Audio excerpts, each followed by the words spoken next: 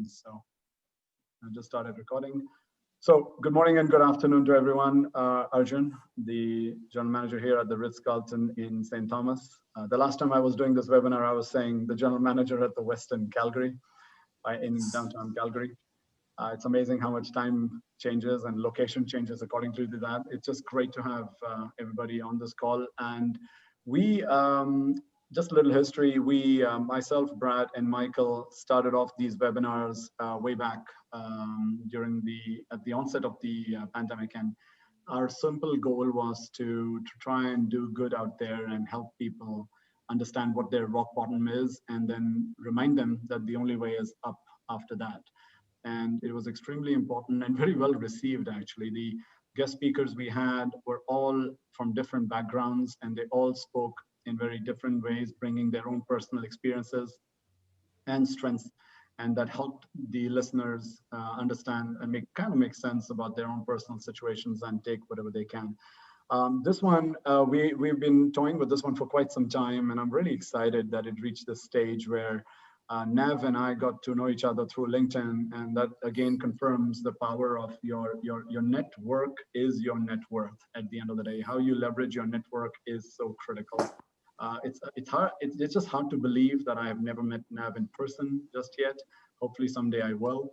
But it's such a pleasure that when you start building a strong bond with somebody across seas, it's very hard to believe that you've never met them. But at the end of the day, it's great to know Nav. And I can't wait to hear her as we're going to dedicate the next 1 hour between her and myself on some questions. So with no further delay, what I'd love to do is to pass this on to Brad to say a few words about him, and then we'll go to Michael and then to Nav accordingly. So Brad, please. Thanks, Arjun. So my name's Brad Gollin. I'm a serial entrepreneur and an executive team coach in organizational change. My background, kind of classic Alberta engineer, MBA. Basically, I've been working either as an internal disruptor, as an employee, or as an external disruptor, as a consultant, and really helping businesses to develop philosophies that make them better. Specifically around the area of conscious capitalism. You know, if you've heard of B Corps, that method of thinking where really we have a purpose, a greater purpose, and it is to create a better world. As businesses, we can be more effective at this than any other institution or organization. So, the environment, society, the social responsibilities, and our ethical responsibilities. All of us have a responsibility to be role models to our communities and those around us, to elevate and escalate. And that's got to be core to our businesses. And that's a big part of my philosophy. And we all share it. So that's one of the things we have in common. Thanks, Arjun. Thank you very much, Brad. I love the serial entrepreneur piece, etc. And I just like everybody, and at least on my team, people know that I've said this before. I've always loved quoting Brad when he said that the ultimate goal is progress. And when you think about that, it makes just makes total sense.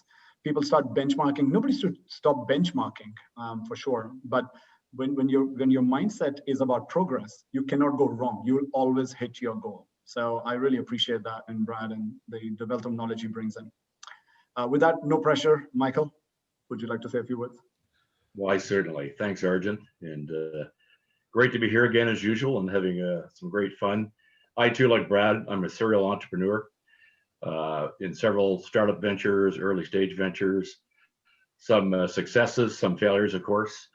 I've also been an angel investor, angel advisor, helped a lot of startups with getting them kind of investor ready, asking all those tough questions and coaching them all the way through that, so they come out with the right message when they're in front of sophisticated accredited investors. I'm originally from Ontario, came out here a number of years ago for a Calgary Stampede and never made it back. So that's my story. I'm sticking to it. There was alcohol involved, wasn't there? No. Just a couple. And Yeah, and our current business right now is a company called Innisol Health, a unique product called Sol Strips. If you're familiar with Listerine breath papers, you simply place the supplements or nutraceuticals on your tongue, such as vitamin D, which is great for our immune system, especially during these times. Electrolytes, Revive Energy, which has B12, B6, and caffeine in it. We've got 5 more products on the way, and we hopefully soon will get ibuprofen and acetaminophen on a strip. And why on a strip? Simply melting on your tongue, the active gets in your bloodstream within 2 to 5 minutes. So those who have a hard time, swallowing pills or can't swallow pills, the strips are the perfect answer to taking our meds the correct way. I'm very fortunate. I've got 2 beautiful daughters who are 21 and 18, both at University of British Columbia in Kelowna. And great to be here. Look forward to answering some of your inspiring questions. Michael, thank you very much, Michael. Truly innovation at its best. And ladies and gentlemen, it gives me great pleasure to finally, I couldn't wait till this moment came in to introduce Navneet Shea. As we sent in that in the invite, she is somebody who delivers wow results by innovation, award-winning multilingual HR professional. And I've got a lot of professional people from the human resources side on the call, which I'm so grateful that they can join. Performance and growth hacker, and you'll hear the words hacking many times with Nav on this call. Diversity and inclusion, which is very close to my heart. She's a leader in there, and engaging facilitator. So Nav, on to you to hear your few words. Thank you, Arjun. Good morning and good afternoon, everybody. My name is Navneet Shea, like Arjun mentioned. I go by Nav. And it is my absolute pleasure to be here with you guys today. Thank you so much for making the time. I know you guys all have busy calendars, so really appreciate that. So who am I? I'm a first-generation immigrant from India, and Canada is my home now, Calgary at the moment. I learned English at 16, and very proud to say that I speak 5 languages. I'm fascinated by human potential. I'm a master's student of psychology, an entrepreneur like Brad and Michael themselves for the last 6 years, coaching leaders in various capacities in various industries that I'll dig into as we go into the Q&A today. And my personal motto is to leave people, teams, companies better than I found them. Again, very fortunate to be a mom to a beautiful daughter named Rose. She's just turned 2 years old, a very busy toddler. I'm married and together with the love of my life for the last 15 years, and we have a dog. My mission in my business and in everything that I do in my life is to develop leaders. Develop leaders so we can develop human potential and create massive social change. It is my everyday goal to be kind and grateful because life is better than we think. So with that introduction, I would love to pass it to Arjun. Thank you so much for having me today. Wow, that could be a topic of discussion on its own with that introduction. Thank you very much, Nav. As we wrote on the invite, this was from my spiritual guru, Robin Sharma, that making something simple takes years of practice. I mean, if you think about that sentence on its own, it's contradictory in its sense, but the truth is that by the time something becomes easy, it is always hard first, and the more you practice, the luckier you get, or however you want to translate that. And I love the fact that he is talking about trying to make a pasta dish that he learned from a guru of an Italian chef, and how he's trying to perfect that. But in order to perfect that, he has to make a mess. And I love the way he says making a mess is part of the progress. Basically, I say no scar, no story. And it's amazing how when you reflect on your journey, you often talk about all your hardships first. And those are the ones usually that come up in an interview process as well, that, you know, at a time like this is what had happened to me and this is what I did. So keeping a track of those is so critical. And I love the way he ends the third part is, you know, learn from the best at the end of the day. And I'm really proud to share this one more time. I think some of the people on my team know this very well, that Brad and Michael, I'm proudly calling them my tribe. I have several tribes, and this is what is so critical to have in your circle. People that you can rely on, and people who can just even hear you out. It's not necessary to find a solution every single time to every single problem, but it's also just about hearing somebody out. And I'm really proud that we forged this friendship through an association and come this far that we can actually host webinars like this seamlessly. So with that in mind, what I'd love to say is I'm going to pass this on to Brad to ask the first question to Nav, and then it's going to have a free flow where Michael is going to be asking some questions to me as well. So please feel free to put your comments or any key takeaways in the chat so that we can address them as we go, and that way we make the maximum use of this 1 hour together. So with that, Brad, I'm going to pass it on to you to ask Nav for first question, please. Thank you. Super. Thanks, Arjun.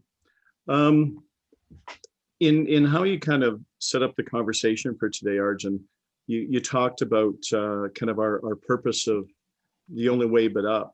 And when I look at kind of Nav's life and her experience in terms of places she's been in the world and you know, starting a career and making major career changes in different places, you know, you've had this opportunity to learn all these languages by firsthand, you know, needing those skills. So, you know, when I think about it, the word that comes to mind for me in looking at your life and your career now is resilience.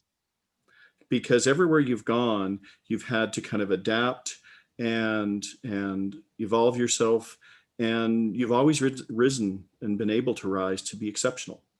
And so, you know, what do you think the key is in terms of your career, your life? What is it that you can kind of share with people that's really allowed you to be resilient and achieve that exceptionality?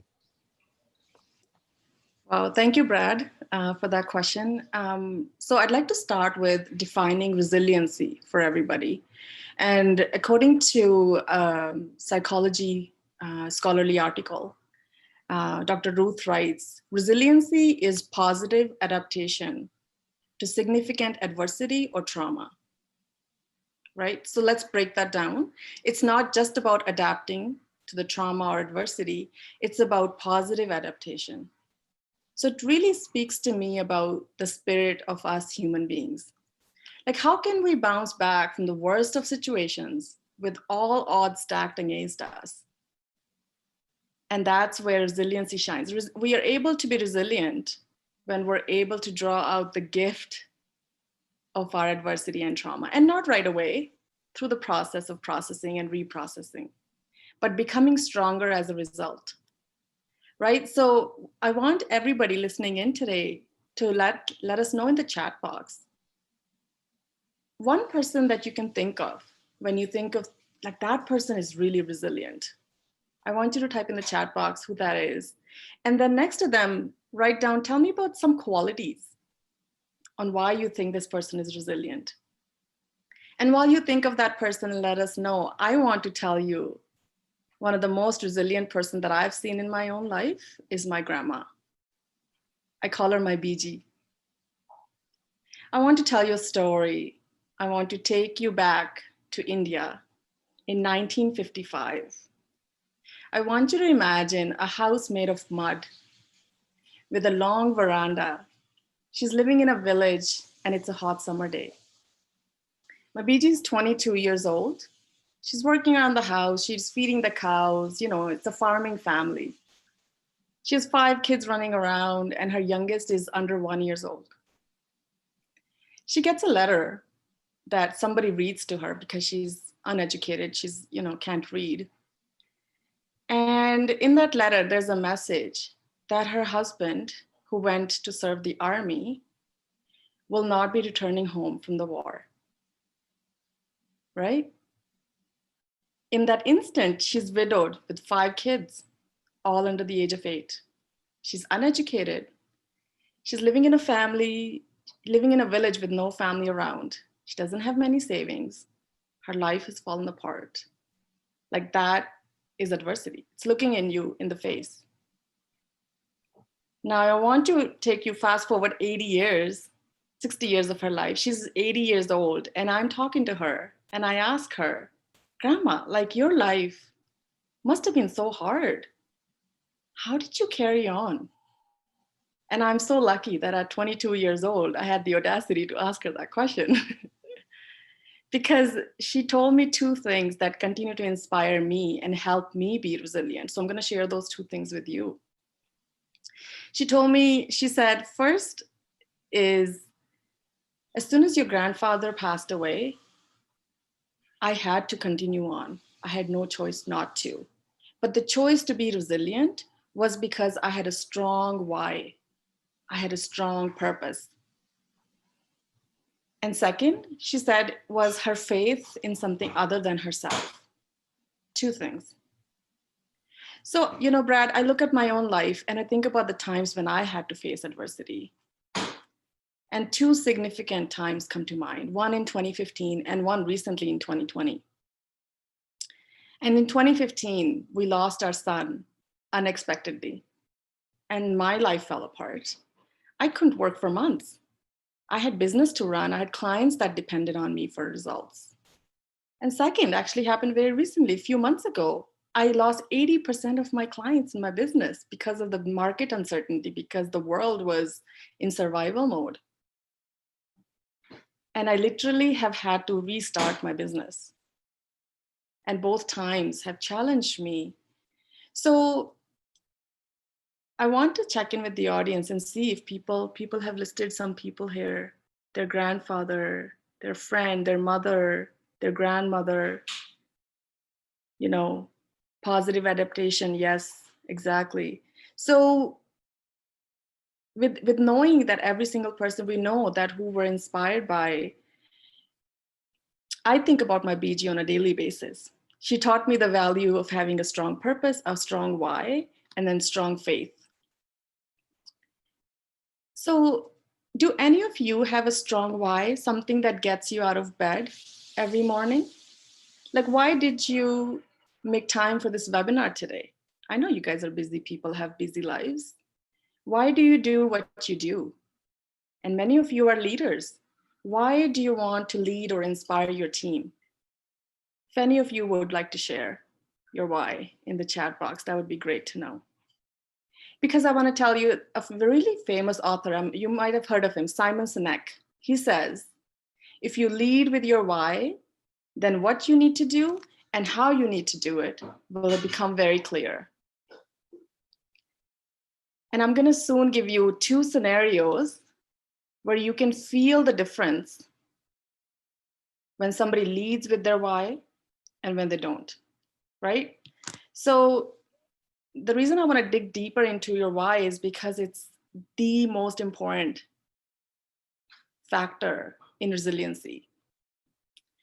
When we think about our, favorite brand that we love, right? Think about, for me, it's Apple or Google. Like, I love their, as a brand name, they come to mind for exceptionalism. They're resilient brands. They've lasted the time, right? Because if you look at their branding and their marketing, they lead with their why. They don't tell you what they sell or how they do it. They tell you why they do it. So I'm going to give you an example, and I want you to feel the difference in this marketing, okay? And two examples are around inviting talent to join your team. So here's the first example. I'm a people manager of Weston. I have 16 years of experience leading various teams towards success. Would you like to join my team? And second example is, everything we do is about challenging status quo, so we can discover our best potential together. We rise with our strengths, we lead with strong purpose, and we create productive, deeply connected teams. Our beloved resort is a gateway to experience the beauty of Virgin Islands in a new light. Are you ready to shine bright on our team? Like, which team would you join? Did you feel the difference? Right? So why is that? Why did the second sentence strike more deeply to our hearts? Because it was led with why. So as we talk to our teams about launching a new initiative, or we want to start something new, or we need their buy-in, like we need a change in behavior. As a leader, if we start with why, if it hits your heart, it will hit theirs, and they'll be more open to listen to the why and how and what. So those, that's the first factor, is to be resilient. Second is to have unshakable faith. My BG also said, going back to that conversation when I was 22 years old, and I asked her, like, what kept you going? What made you resilient? And she said, her second thing is she had unshakable faith in life, including the adversity. She knew that life had her back, universe had her back. When times got harder, she said she remained resilient by focusing on her why and just taking one step in front of the other and not thinking 10 years down the road. She didn't have 10-year goals, 5-year goals, 5-year vision. She stuck to the process on what needed to get done. And a really famous quote by Abraham Lincoln, I believe, don't quote me on that, but somebody said, if you can't fly, just run. And if you can't run, just walk. And if you can't walk, just crawl. The idea is to do what is in front of you and do it well. So those are my 2 answers to how to be resilient, is from my grandmother. Brad? Thank you, Nav, and thank you for the stories. It's wonderful. It makes it so relatable for all of us. The purpose one, I find for anybody who's got their own business or started a business, overnight successes. I can think of a few that have stretched out, 5 to 7 years to be successful. And the only thing that keeps you going to that extent and persevering is really that believe in what you're doing. It's the purpose that drives to sustain and to keep at things and to eventually be successful, because if just money, it doesn't cut it. For any of us who have led people, it's not the money factor, it's how we make a difference. And when I look at the sharing in the side in the chat, everyone talks about purpose and wanting to make a difference. That's so core and so key, I think, to really a leader's mindset and a survivor's mindset. So thank you very much for sharing. I'm going to now kind of hand it back to Michael. Can you kind of move us on, and let's get some insight from Arjun. Thanks, Brad. Nav, fantastic. Really, bringing the word to exceptionalism. It's remarkable.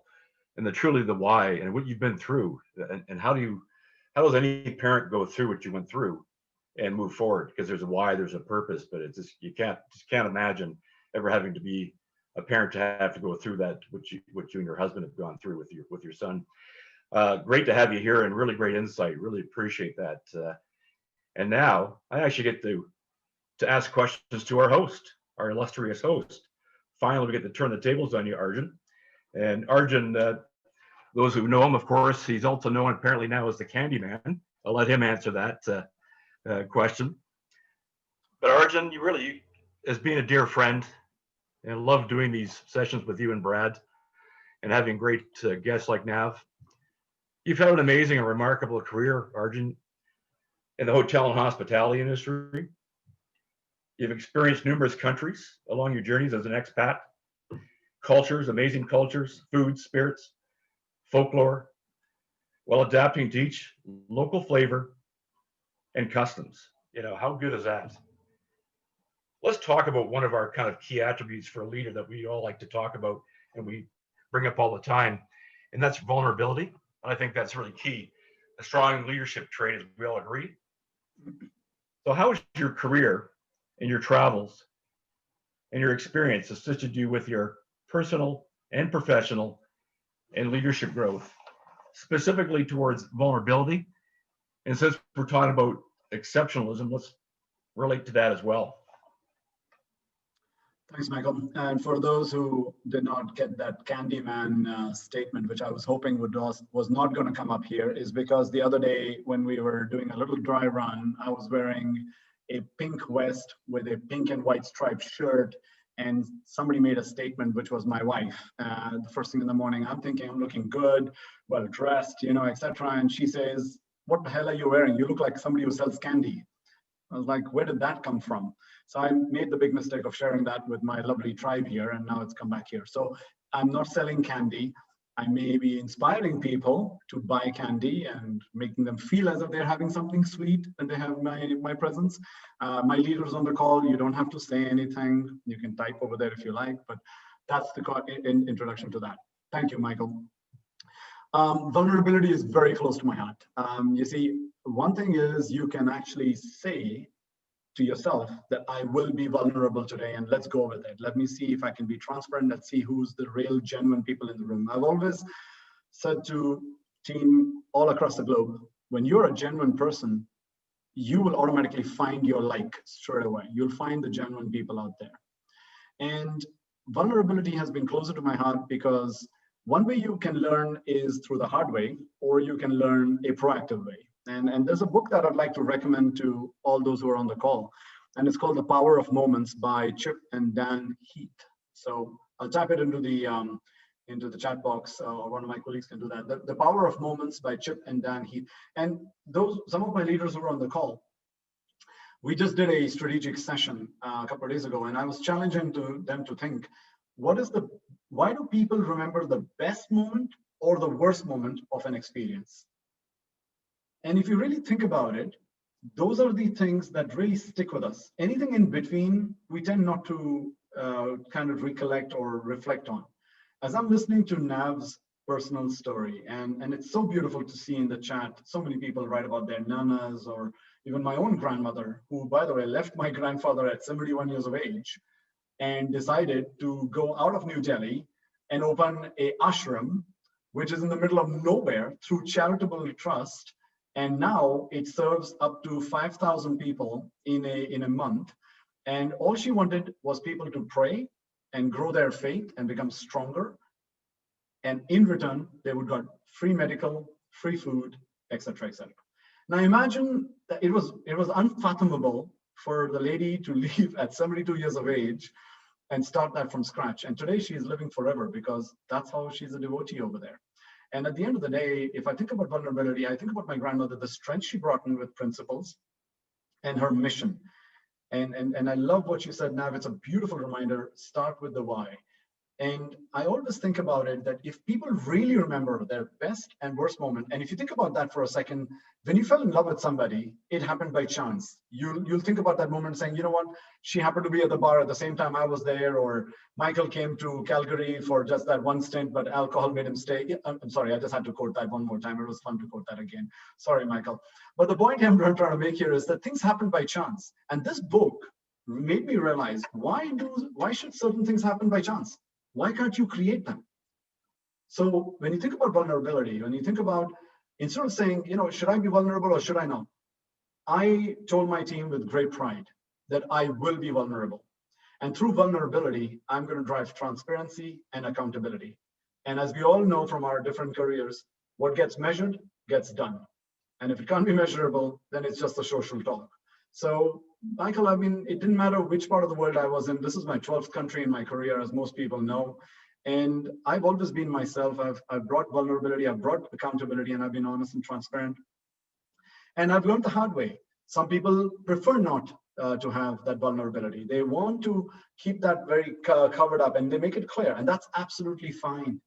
That clearly shows that their cultures in the place where they have groomed had yet to grow.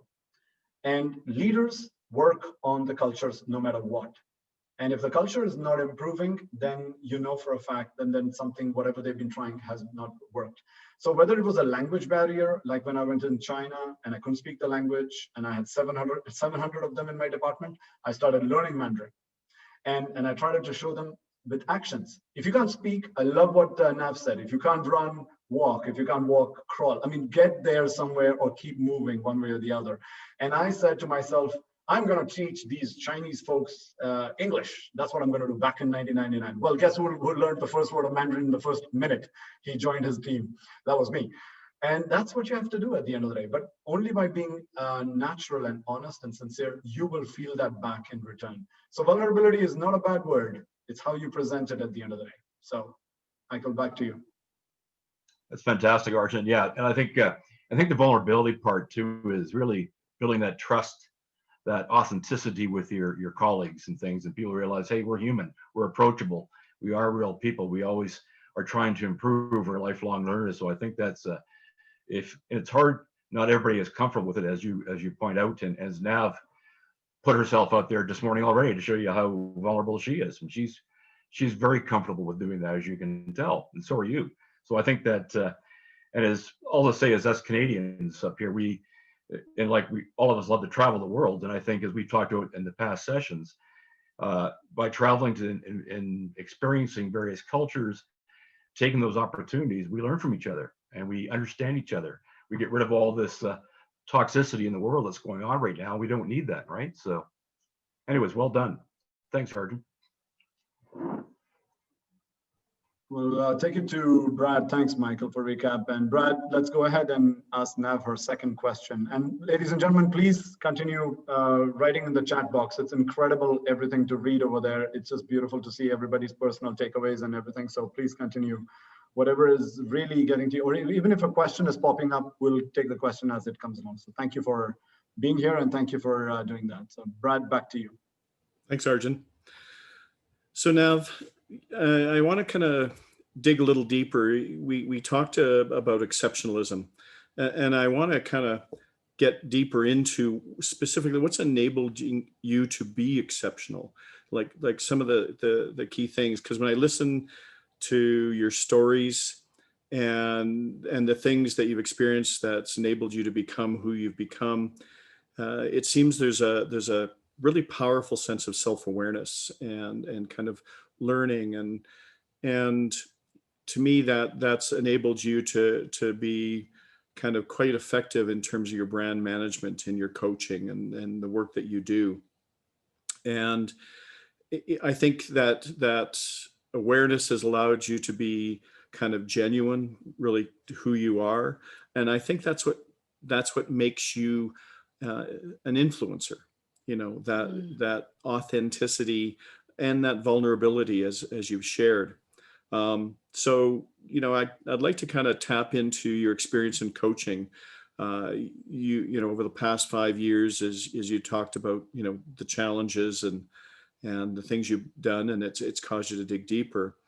What are some of the key questions that come up in your consulting from the leaders that you work with and stuff, and what advice would you have for the people listening in terms of specific things they can do? Let's get tactical in a way that can really help them to become exceptional in their own lives. Thank you, Brad. Yeah, that was a huge compliment and a question all bundled together.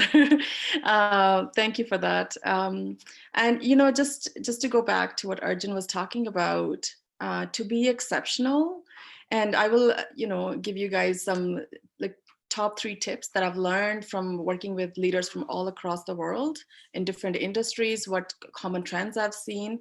But before I go there, I love what Arjun said, that vulnerability is the driving force to create trust and to create transparency. And he measures the results. So, sometimes some leaders, I've worked with, and I would bring up the topic of vulnerability and they would say, oh, that's just airy-fairy talk. Let's get back to results and metrics, right? And it's like, yes, absolutely. Those metrics are necessary. But how we lead the way, why we lead the way. So once your why is clear, then vulnerability can come in as a piece of the puzzle. Absolutely. And Arjun, loved to see you sharing. So getting back to the question, Brad, that you asked, to be exceptional. I think exceptionalism is a quality that is highly personal. How we define exceptionalism, it will be different for everybody. Think about it for a moment, and I want you to put in the chat box, think about a brand that has given you exceptional service. Can you think of a brand that comes to mind right away and you're like, yes, this brand is, a company or a person? Because as people, we're all brands also, right? What are the companies or people that you think of that give you exceptional experience, or they deem to be exceptional to you according to your definition? So for this, we have to dig deeper into ourselves to find out what would make me exceptional. And Brad, you asked this question, like with working with leaders from all, industries, what have I found? So I've coached and consulted hundreds of clients and supported many leaders from municipal government, unionized environment, to non-for-profits, to post-secondary institutions, and also with agencies that support immigrant serving populations and newcomer youth. And these are the questions that I used to hear from leaders 5 years ago, and I'll show you what they're asking now. So 5 years ago, leaders would say, how can I get myself to reach my short-term and long-term goals? How to solve team conflicts and create more team cohesion? How do we come up with a plan where, as a leader, I can become indispensable, like absolutely necessary in the organization? How do I deal with conflict with grace and without losing my cool? Those were the questions that we were working through 5 years ago. And in 2020, the conversation has changed a lot. Leaders have gone from thriving and things going a certain way to a worldwide disturbance and really looking at survival. So the questions that I get these days are, how do I trust my team leaders to do what they need to do? Are my leaders prepared to take the new challenges that are coming on? How do we set up our teams to go from survival mode to thrival mode again? How do I maintain optimism and hope for the future in my team and myself? One of the most common questions people ask these days is, as I've let go of 60% of my workforce, what kind of qualities do I look for in the future leaders? How do I know what to hire for? Can you relate to any of the questions? Like, have they come in your mind as leaders?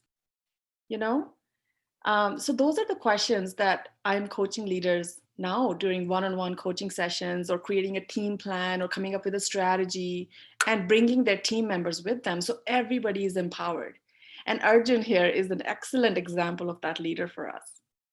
Right? So going back to being exceptional, I just want to quickly look at the chat here, see what people are coming up with. Oh, great. Ritz-Carlton comes up a couple of times. Excellent, Arjun. Time to level up a little bit. Weston. Yeah, so excellent. So for me, like I already mentioned, right? Like Google comes to mind for me. Apple comes to mind because I use their products. They make my life easy. To me, they are exceptional. So top 3 tips on how you can become exceptional. So here are top 3 trends that I have seen in leaders who are exceptional in their own field. First, we've already talked about this. They have a consistent, clear sense of their purpose, of their why. They lead with their why, they market with their why, they influence with their why. Right? So having a clear, consistent sense of their why, that's the number 1 trend that I've seen in somebody being exceptional, because it touches the heart, right? If you read your why and it strikes an emotion in you, that's the only way it will strike an emotion in others. Have you ever listened to those singing shows? Somebody sings from the heart and it touches our heart, doesn't it? But somebody sings the words, but without the emotion, it doesn't touch a part of us. So same thing with our why. If your why strikes an emotion in you, and most of us, when we think about our why, just to quickly get into it, we come up with a surface level why. The key is to ask your why 10 times until you get to the root of your real why, until it moves you. So going back to what helps you be exceptional. First is to have a why, strong why, lead with it. Second is, exceptionalism is people who are top of mind awareness. I call it TOMA, T-O-M-A, top of mind awareness. Are you a type of leader that comes to mind when there are certain problems that your team dealing with? Exceptional leaders, they have a strong brand. They know of their brand, like their strengths and their weaknesses and their connections and their why, mission, and goals. So as a leader, you can ask yourself these questions. What do I want to be known for? What kind of legacy am I wanting to create? What can my team lean on me for? Because I think about, exceptional leaders in my life, and if there's a certain problem, their name comes up, their top of mind awareness, they're around, they're letting me know what they're good at. What can I go to them for? Where can I rely them on for? And the third thing is exceptionalism is they continue to surprise you. They give you a wow experience every time, right? So think about that favorite brand of yours that you are loyal to, that is exceptional to you, is because at some level, they make you feel exceptional. They give you a wow experience. It's something that they do that makes them memorable. So as a leader, to turn it around on yourself, like, what is it that I can do that can leave a legacy for me, right? And here's another hint. It's not something that you have to learn or do. It's usually part of your essence. It's something that you cannot not do. It's in everything that you do already. That is your wow factor. So just a bonus tip is exceptional leaders also have an opportunistic mindset. They know that now is the time to make a move. When everybody else is focused on change and survival, they are the ones who are continuously improving and anchoring themselves in moving forward and taking care of their people while they do that. So, I want to give you a personal example. In the middle of a worldwide thing recently, nobody was thinking about moving. Everybody's delaying their moves, and my husband and I have been planning a move for almost 6 months to a new city. You know what happened? We decided to make a move in the middle of when nobody's thinking about it. And guess what happened? We got the cheapest rates. We got the flexibility in dates of moving stuff, got the high service, and we got to enjoy summer exploring a new city. In a simple way, this is looking at the opportunity, looking at the positive and making a move. Because what I'll say right now is people who are launching things right now, people who are shifting the conversation right now are being listened to because everybody is in survival mode. Everybody is worried about their own needs. So if you make a move right now, it is being heard. So the time is now. So going back to you, Brad, thank you so much for asking me that question. Thank you, Nav, and thanks for the insights. I think for all of us, it triggers lots of kind of points of resonance in our own lives and our own experiences. And, as a serial entrepreneur, every one of my companies, I have to build a brand, but for us as individuals, we have to build a brand. And it's the stories we tell, it's the value added insights and support we give to each other, like you're doing right now. And, we're all challenged to we are the brand. So being aware that what we say, what we do, the role model we present matters, and it really makes a difference, and it's key to our success. And that that adaptability and that willingness to see opportunity when others don't, I think is absolutely critical. I relate to that as an entrepreneur because that's the only way you can think and actually survive. But I think all those lessons are equally applicable just in our own personal lives. So thank you. So Michael, I'm going to hand it over to you, and let's continue and hear some more from Arjun as well. Right on. Great, Nav. Great, Brad. Yeah, this really enjoyed the tips on being exceptional. I think that's fantastic, and things to remember. What I'm finding during this incredible time as well, which really highlights these points, Nav, is the creativity's come back. People have learned to be creative. They learned how to work on their business as opposed to in it because they've had to, and they've also learned how to work on themselves, which is vitally important.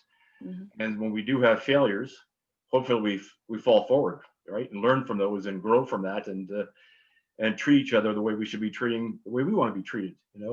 and there is a lot of anger out there. And I think it's when we get through all this, I think this will be an exceptional place, an exceptional world, but it's going to take some time to get there, but this is the right way to go about it.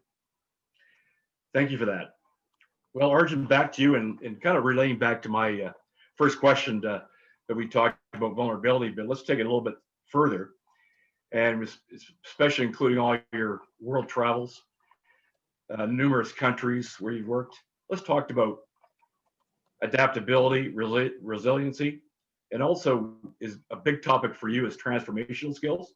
How have you taken that throughout the course of time, through your career, and to the different cultures? How has that helped you grow and learn since you've become now the new GM of the Ritz-Carlton in St. Thomas? And so of all these experiences, how has it helped you to become a better person, a better leader, or even better, a better servant leader? Thanks a ton, Michael. First of all, I was reminded yet again that when I signed that contract, yes, it had a logo on it, it had position, it had package details and whatnot, but it dawned on me as I connected with the passionate 300 amazing ladies and gentlemen at this hotel and the club that I have attached, that I actually signed up for them. I signed up for that bond. And if I reflect on the people I worked with in Calgary and the people I left behind, I truly signed up for them. So the trick here is, how do you master your mind into thinking? You see, I've learned from my own amazing, beautiful dog, and she's one heck of a husky. You see, it's very simple. She's looking at me, I'm looking at her, and she's saying, hey, listen, either you become the alpha or I will. Somebody needs to be an alpha in this room. And I think about that, and I think about that as your own mind. Either you master your own mind or you will let it master you. And there's only as much somebody can do. We can do as many webinars as we want like this and try and help people and remind them the only way is up. But the minute the webinar is gone and their voice takes over and the voice becomes their master and reminds them how bad the things are, and I can't do this, I've never succeeded in doing that, so it's never going to really happen. And look how he treated you, look how he said that, look how he did not reply to your email. You can go on and you get yourself into that whirlwind. There is no way you can pull out of there. So I'm reminded one more time, the adaptability for me comes in from what have you signed up for? And the next question is, what have you not signed up for that you should have? So I think about the notes I took over here as I'm thinking about this question, Michael, is think about someone you miss, and we all do. All right, whether it's someone in your family, whether it's someone you work with, somebody you could just walk down the street and have a cup of coffee with, and at any given time, just hear that person. Think about the person you miss. Think about the person you miss and why you miss them. And it'll just come very clear that the reasons you miss them were truly simple. They're the simplest thing. You don't miss somebody because now all of a sudden you need vision. You know, you don't miss somebody because all of a sudden you need to know what are the 3 ways of doing this or whatever. You miss that person because you genuinely know that those were the people who were right there for you to listen to you, guide you, and even just lead by their own example in silence. And that is what means a lot to me, is the people you miss. So here's how I start. It sounds like a little Debbie Downer, but it's not. I've only just joined this amazing team in August. And I can tell you right now already, and some of them are on the call here, and they can hear it. They've also heard it in person. I'm only here 3 months, and I don't know how long I'm going to be here, 2 years, whatever that is going to be. But I'm already thinking the clock is tick tock, tick tock. I better start making connections. I can't let go of anyone in any interaction and not have an interaction as a memorable moment, because I don't know if I'm going to have an opportunity to do that again. And all of a sudden, when you deflect the real thought into that, adaptability comes into place. Then the next thing I want to say to everybody here, and a good reminder to myself, is adapting the right question or adopting. Because if you think about the word adopt, and if you really, really think about from adopting an idea, adopting a child, adopting another person, fostering somebody, you think about the mindset that goes into the word adopt. The amount of thinking that goes into that, the serious planning, the overthinking that goes into it. It is much more powerful than just thinking, you know what, I'm going to go there, I'll learn the language and I'll adapt because I'm a people's person and I'll get away. I think it's extremely important to understand what is it that you really are adopting or adapting to. And adopting, for me, in my mind, is forward thinking. Adapting is once I'm there, I'll try and figure it out. And I'll leave the people to think about that for a little bit. And then two more things. As the team knows it very well, and I was showing you this little cup, that there is a logo over here of 1 in 21. And that's what I've discussed, brought to the team as a vision. How do we make this the #1 Ritz-Carlton in the world? But I've also added the caveat, it's not about a trophy. It's about how we treat each other, how we can make each other feel one. And it starts with each person treating everyone in a special manner. And a trophy might come in, and this hotel has won awards in the past. In 2015, I've even made a little fun of it, saying that that trophy is sitting in our dining area, asking everybody, you can hear the trophy knocking on the window saying, hey guys, I'm right here. Can you see me? You were holding me one day. Now I'm just sitting over here like this and nobody sees me anymore. So it's not about the trophy. It's about how the people treat each other. And that's what is driving it. But more importantly, how do you give the people the steps leading to the why and the vision is simplifying. And I know, as simple as it may sound, Michael, I think adaptability for me came so easily because I've always believed in simplifying things. And sometimes I've overcomplicated as well. I'm guilty as charged. But at the end of the day, reminding yourself that try to simplify your big. At the end of the day, no matter when you're talking to the workforce, it's never going to be the same when you're speaking to leaders. The workforce only understands what they want to understand. And if you don't speak their language, if you don't break it down for them, you're losing them faster than getting them on your side. So after now 12 countries and 6 different languages, trying to learn the 7th one, which is Spanish, it's all about trying to grow as a human being more than title. And I know that Brad put it in there that it's leading without a title. Leaders without a title truly are the ones who are really successful. They are human beings with purpose, human beings with why, truly achieve so much more. And then when you talk about growing, yes, it's nice to put a LinkedIn profile and saying your position grew from assistant to a general manager or a general manager to a vice president. But I wonder, is there anywhere you can gauge how somebody's growing as an individual? And that is the question mark we as all professionals need to ask, is if people are not really growing in position, how are they growing as people? I refuse to believe that people are not growing in whichever position they are in. So I know it was a little lengthy answer here, Michael, but I just wanted to bring a little bit of perspective of sort of world travels into one little place. Back to you, Michael. No, well articulated, Arjun, really brilliant. If I think putting people growth first, and our job as leaders is to help our people grow, and they help you grow too. It's that's part of the vulnerability, which is that strong trait. Love the idea about making Ritz St. Thomas #1 in 2021. What a great goal to strive for and get everybody to buy into that and be proud of that, and and providing that great customer experience, exceptionalism, for every guest. I think that's brilliant. And if I can end with a little bit too, and wrapping this on our side of stuff, it comes back with that unstoppable mindset, the entrepreneurial mindset. We may not be all entrepreneurs, but we are. Meaning we find solutions. We don't know the word no. We find a way of providing something that's going to be beneficial or advantageous. And pardon the expression, vision from Mind Valley. I love that attitude. It's not arrogance, and I'm going to swear here, but unfuckwithable. Yeah. If we have that attitude, meaning we can find solutions, treat each other with respect, and the right way of doing things, and work together, we're going to make this place a better place, and it's going to become exceptional. So, Arjun, thank you for sharing that. Thank you, Michael. I'd like to end towards a close, and I want to first of all acknowledge Paul, who's on the call. Paul was our partner in crime when we first started these webinar series, and Paul, myself, Brad, and Michael, we put this first webinar together. And when we decided to do this for an hour, we said, what are we going to speak about for 1 full hour? And before you know it, that hour just flows by so quickly. And I'm so grateful that Paul could join us as well today.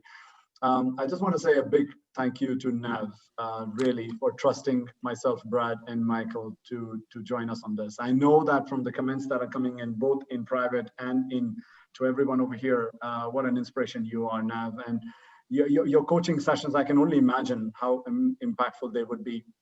My SCAL colleague, Tim, who's on the call here, has already reached out to me and said, if there is any way we could get Nav to speak in our Rotary Club in Calgary, it would be amazing. So I'm going to make the introduction separately. And I know that I've got my human resources executives. I've got my colleague, Kara Golding. She's the general manager of the Destination Club, the Ritz-Carlton Destination Club on the side, another person I really admire. And I've got my director of operations, Ian, on the call. I've got my own sister who just joined in from Vancouver. It's over there, so she's there. That's very sweet of her to join. And Marsha, who's our financial expert for the Destination Club, so thank you for her to join. And Deb, I didn't have the pleasure to meet you, but it will be great to someday. With that in mind, I've got a minute to go, and I just want to say a big thank you. Brad, any last few words? No, I just appreciate very much the gift of you sharing this opportunity with all of us. Thank you, Arjun. Cheers. Michael? I'll second that what Brad had to say too, Arjun. Thank you. And Nav, great to meet you and having you here. I think your words of inspiration have been just really, really bad. Thank you, Michael. Nav? You guys are so kind. You know, I just really appreciated seeing everybody's beautiful faces on the video. For those of you that came on, it just makes the conversation, it's like you're talking to somebody. So thank you for that.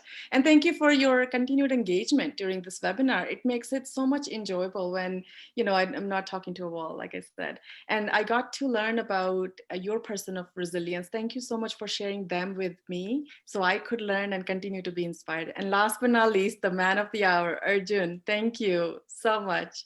No, you're, thank you. And absolute pleasure to be here and can't wait to do this again. Absolutely. Thank you, everyone. Stay blessed, stay safe, enjoy the weekend ahead, and I'll be in touch for our next one. Thank you, Arjun. Bye-bye, Take everyone. care. Take Bye. care. Bye. Bye, team. The rest of the team will see you around.